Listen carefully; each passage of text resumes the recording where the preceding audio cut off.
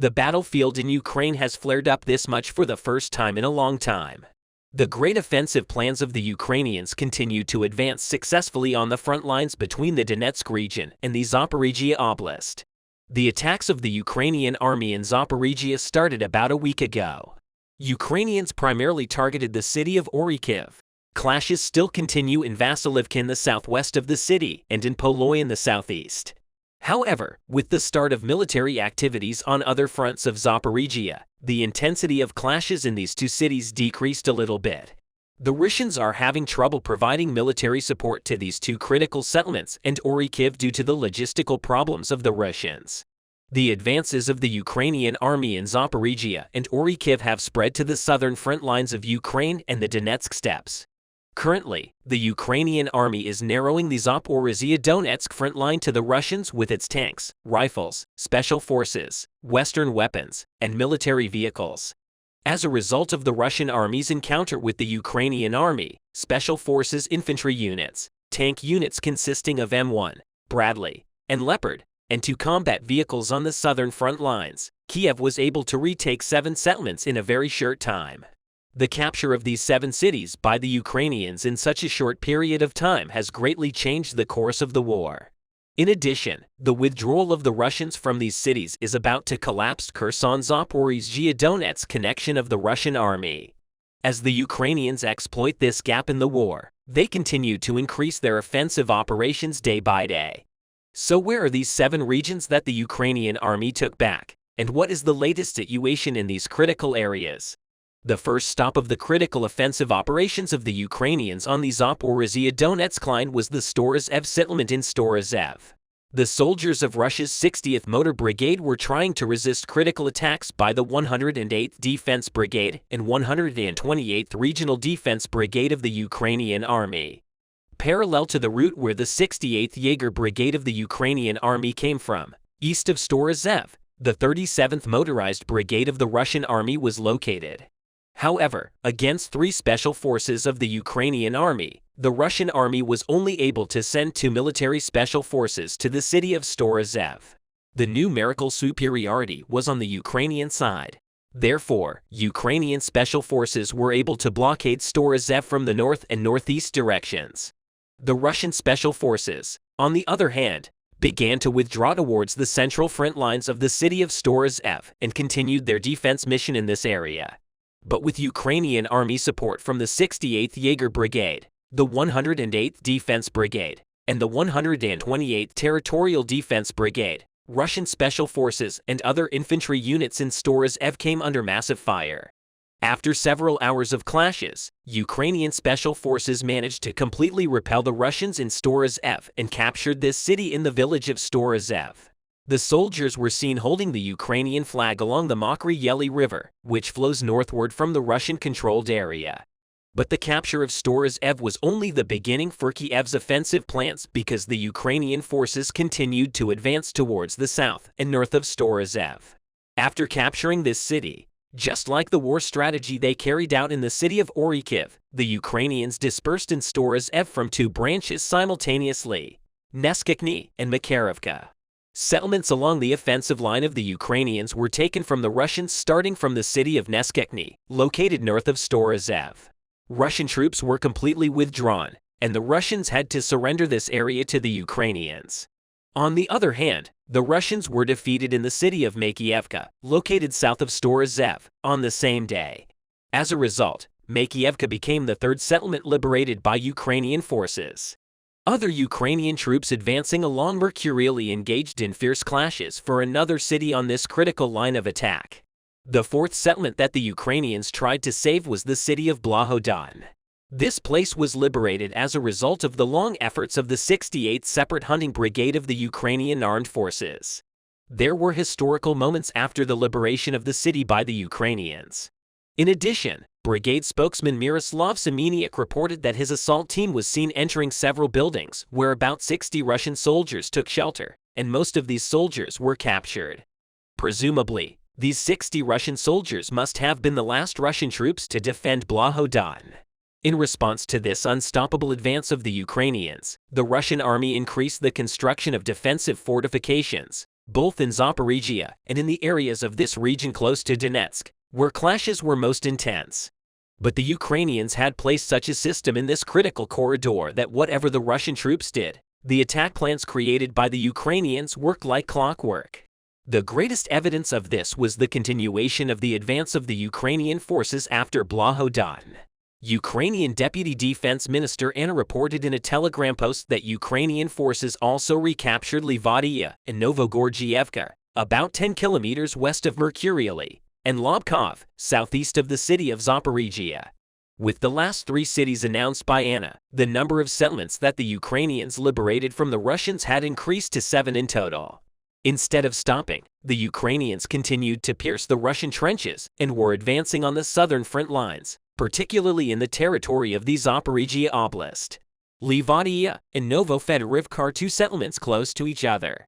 The distance between these two cities is about 7 kilometers. While Anna did not make a clear statement about which of the two cities was liberated first, some Ukrainian military officials claimed that simultaneous offensive operations were carried out in both cities. Lobkov is located in the Vasilyevsky district, and the city is about 100 kilometers from Livadia and Novogoryachev. However, Lobkov is much closer to Goryachev. So the Ukrainians are likely to focus on the city of Goryachev again because with the capture of Lobkov by the Ukrainian forces, a much broader perspective was captured west of Goryachev. This is how the great offensive plans of the Ukrainians saved 7 cities from the Russians. So what is the latest situation in this critical clash area right now? And what were the steps taken by the Russians against the advances made by the Ukrainian forces? First of all, we should point out that even the Russians did not anticipate that the Ukrainians would seize 7 cities in such a short period of time. Currently, as we mentioned in the video, this critical clash arena between Zaporizhia and Donetsk has been in a very complicated situation for about 2 weeks. Russian troops were already conducting a scattered defense mission in these areas. But as a result of the harsh and pressured defensive operations of the Ukrainians, the defense missions and fortifications of the Russians were also destroyed. The command of the Russians in this region also collapsed. The top military official, literally the head of the Russian forces in Zaporizhia, was killed as a result of the massive offensive plans of the Ukrainians. Vladimir Rogov, one of the Russian officials in the southern Zaporizhia region, officially announced that the chief of the General Staff of the 35th Army of Russia, Major General Sergei Goryachev, was killed on the Zaporizhia front, where the Ukrainian forces recaptured some areas. Goryachev, 52, was a high-ranking officer.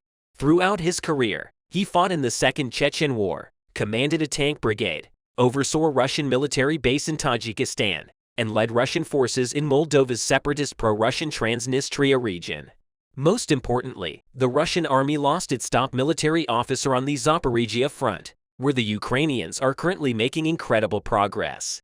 This loss of the Russian army could cause serious problems for Vladimir Putin's troops in Zaporizhia in the coming days. Russian soldiers in this region may lose their morale from the war as the command echelon collapses. This, in turn, could enable the Ukrainians to seize all of Zaporizhia. You know, mistakes and losses often happen in a row, just like dominoes come crashing down one after another. A very big move came from the Ukrainian army. A convoy of 6,000 pieces of ammunition that was to be delivered to the Russian soldiers on Ukrainian territory was completely destroyed. In response, the Russian army was officially confused what to do.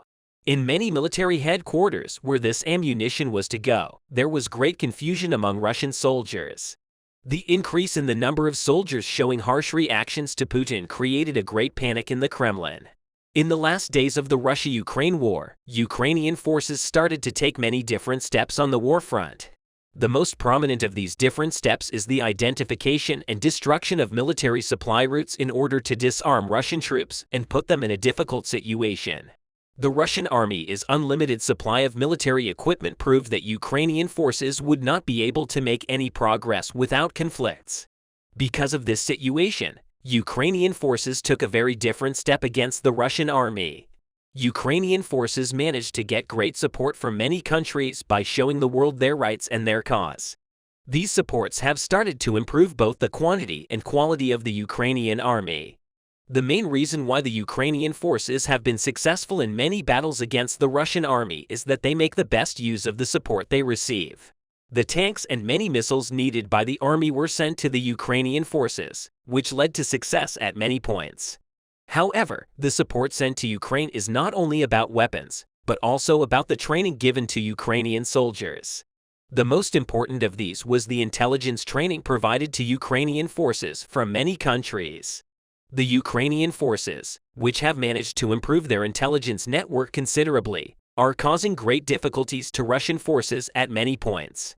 In addition, they started to organize large-scale operations against almost every convoy of the Russian army. Ukrainian forces were in a very advantageous position against Putin in this regard.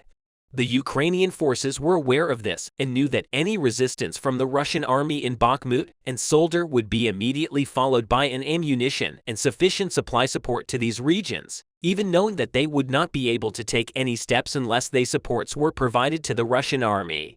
Ukrainian forces began to turn their intelligence development into an advantage. The most competent Ukrainian forces in the area were mobilized to map all routes near Bakhmut and Soledar. The Special Forces team established by the Ukrainian army mobilized the region for reconnaissance. During the reconnaissance mission, the Ukrainian forces identified a very critical point. Ukrainian forces realized that a route near Bakhmut was a very critical supply line, and plans were made immediately with this. Troops began to be directed towards the area while the Ukrainian army was making big plans for this operation. Other information obtained by the intelligence units caused a great resonance within the army. This intelligence of the Ukrainian forces was that the Russian army had sent a support convoy of about 6,000 pieces on the supply route. Ukrainian forces then began to prepare for a major operation, placing explosives one by one at important and convenient points along the supply route. Thanks to this move, the Ukrainian forces would begin to squeeze the Russian forces on the battlefront. It was learned that the military ammunition convoy was mobilized on the information of the agents of the Ukrainian forces and the Russian army. This information was the point where the burden of the operation was pressed. Ukrainian forces, on the other hand, would be able to advance confidently because it was a region previously used by Russian soldiers. Armed with this information, the Ukrainian forces had a serious chance of surprise. The Russian convoy slowly made its way to the critical point in Bakhmut. However, the Ukrainian forces did not waste any time taking up positions and setting up ambush points in a thoroughly professional manner. Hearing the Russian convoy approaching the area, the Ukrainian forces waited for the Russian convoy to come towards the explosive charges. The explosives under the armored vehicle at the front of the Russian ammunition convoy detonated, and the Russian forces were taken by surprise. The convoy, forced to stop by the explosion, began to come under crossfire from the Ukrainian soldiers. Some Russian soldiers who had noticed this attack tried to turn back but were unable to move in an organized manner. This paved the way for Ukraine to fire rocket-propelled grenade launchers at the vehicle at the rear of the Russian convoy. With this move by Ukrainian forces, Russian soldiers realized that they were completely cornered.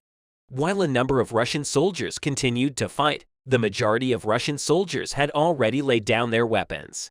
Their vehicles were badly damaged during the fighting, proving that the Ukrainian forces had achieved a great success in this operation. Some Russian soldiers tried to contact the headquarters and ask for help. However, before they could do so, they were intercepted by the Ukrainian forces' jammers. The Ukrainian army loaded all the ammunition, both in the convoy and in the canal, onto cargo trucks and started heading towards the borders of Ukraine. This last operation was of great importance for the Ukrainian forces. The operation organized by Ukrainian forces with these professional strategies caused Putin to go crazy. Putin has been in a lot of trouble lately. The main reason for his troubles is the economic sanctions imposed on Russia. These sanctions are constantly preventing the Russian army from advancing. At many points, the Russian army, which is experiencing the economic crisis at the most extreme stage, has suffered a major blow with this operation of Ukrainian forces. This move of the Ukrainian forces causes the Russian army to take no steps on the war fronts. If this continues in this way, the Russian army is considered by analysts as a matter of time to withdraw. By raising the white flag, In addition to many economic sanctions, Russian munitions in the hands of Ukrainian forces are bringing Russia's bankruptcy. Putin no longer knows what to do.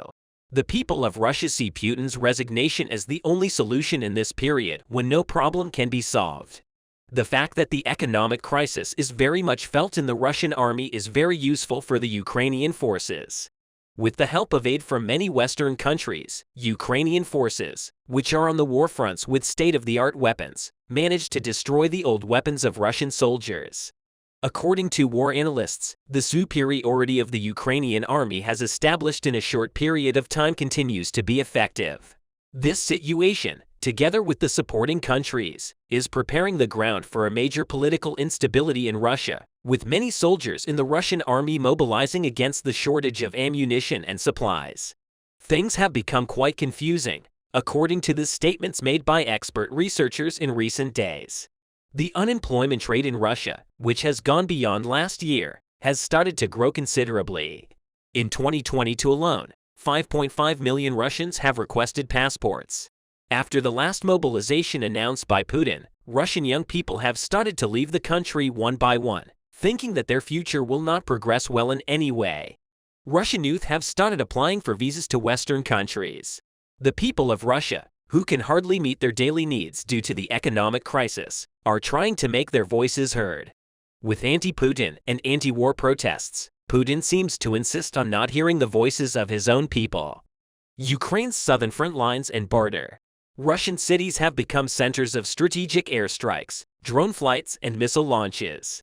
The Russians are building fortifications on their territory to protect them from Ukrainian attacks. In February, the governor of the Bryansk region, Alexander Bogomazov, exhibited structures built on the territory of the region.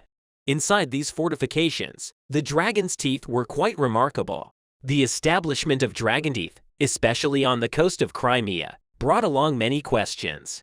Crimea is critical to Moscow's control over the occupied territories in southern and eastern Ukraine and plays a role in the supply of Russian troops. Military experts say the attacks on the infrastructure served to disrupt Russian military plans and make it difficult for Moscow to prepare for the anticipated Ukrainian counterattack. The coastline, stretching for 25 kilometers, is now filled with defensive structures built by Russian troops instead of sun loungers and umbrellas. It has dragon's teeth made up of pyramid-shaped concrete blocks designed to block the way for tanks and other military vehicles along the coast. Behind the dragon's teeth are a series of shields that protect against incoming attacks. Several bunkers can also be seen along the trenches. Ukraine also has a big trump card against the measures taken by Russia. This trump card is the powerful Western tanks that Kiev has. These dragon gears can be crushed and eliminated by Western tanks. The Ukrainian armed forces are training to attack obstacles known as dragon's teeth using UK Challenger 2 tanks. Such fortifications were largely established by Russia along the front lines to counter the advance of tanks and armored vehicles of the Ukrainian armed forces. The trainings are carried out using special equipment. A bucket-like apparatus is attached to the front of the Challengers, which makes it possible to overcome the set obstacles. This is a new step in the training of the Ukrainian army. Thanks to these trainings, it will allow the Ukrainian army to more effectively overcome the obstacles set by the Russian army. So what are these dragon's teeth? Dragon's teeth are fortifications made of metal or concrete barriers that oppose the movement of military equipment. Their use on the battlefield dates back to World War II. Such obstacles make it possible to delay the advance of tanks and other military equipment, allowing the army to make a more effective defense. Nevertheless, experts state that although the Ukrainian armed forces have shown that they overcome such obstacles, Russia's defense lines are additionally strengthened by connecting such structures with ropes, which makes it seriously difficult to overcome this defense line. Although such obstacles delay the passage of mechanized brigades, it is obvious that they will not be very effective for new generation tanks such as the Challenger. However, although there are simple methods, Russia strengthens its fortifications with such methods. We see the most obvious example of this in Crimea.